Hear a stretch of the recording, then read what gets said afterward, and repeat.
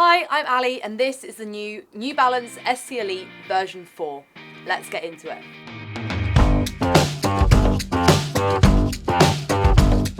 Now, the SC Elite version 4 is the newest carbon racing shoe from New Balance, and they've actually been working on it since the version 3 was in production. So in terms of stats, the men's version weighs in at around 231 grams, while the women's version weighs in at 204 grams. In terms of stack height, we've got 40mm at the heel and 36mm in the forefoot. So the 4mm drop that was on the previous version is still the same in the latest version. Now, compared to some super shoes on the market, this is actually quite a low drop. The Alpha Fly 3 has an 8mm drop, and the Adidas Adios Pro 3 has a 6.5mm drop. But according to New Balance, this is actually a deliberate move, which allows them to have a little bit more foam underfoot for the toe off, and just to support the carbon plate in general. Aside from that though, this is actually a totally different shoe to the version 3. So the biggest change is to the midsole foam. So in the latest version, what we've got is 100% PEBA. Now, according to New Balance's research, the energy return from the newer shoe is 87% versus 83% in the older version 3.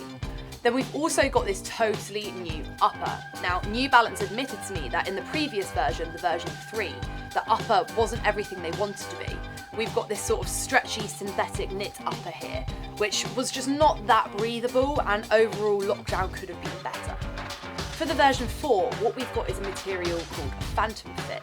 Now, what this does is it's essentially a heat bonded film which allows them to get a much thinner mesh package without overloading the shoe with lots of weight. So again, this is a lighter shoe than previous, and little tweaks such as the upper mean that it's saving weight essentially.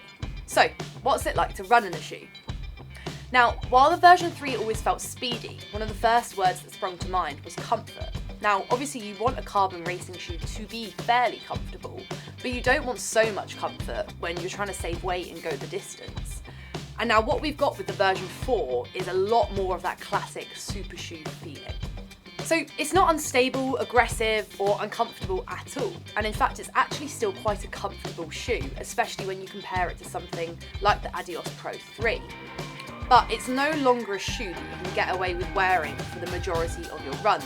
This is definitely now something that you want to save for those interval sessions and race day.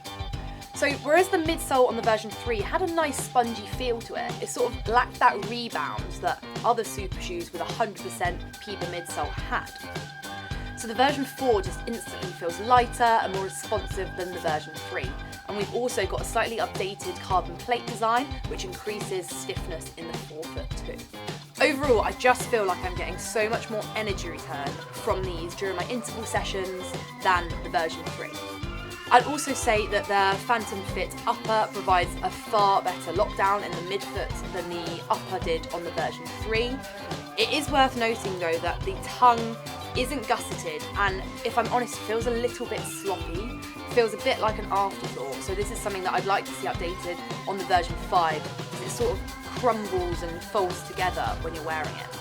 Then in terms of the heel counter, it's also moved away from that traditional sort of high curved heel counter that the version 3 and the other FuelCell shoes have. And again, this is simply just in order to save weight and make this a more lighter, overall responsive shoe. Overall then, I think for runners that enjoyed the comfort of the version 3, you're not necessarily going to love these updates to the version 4. For me, I think these updates have been necessary in order for New Balance to compete and be on par with the likes of Nike and Adidas when it comes to super shoes. And I also think the changes pay off.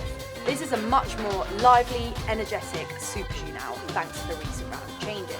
Sure, there are a few little tweaks needed. I think the lockdown on the upper could still be better, and I definitely think they need to change the situation with the tongue. But overall, I actually think we're going to see some really exciting things from New Balance in 2024, from this shoe in particular.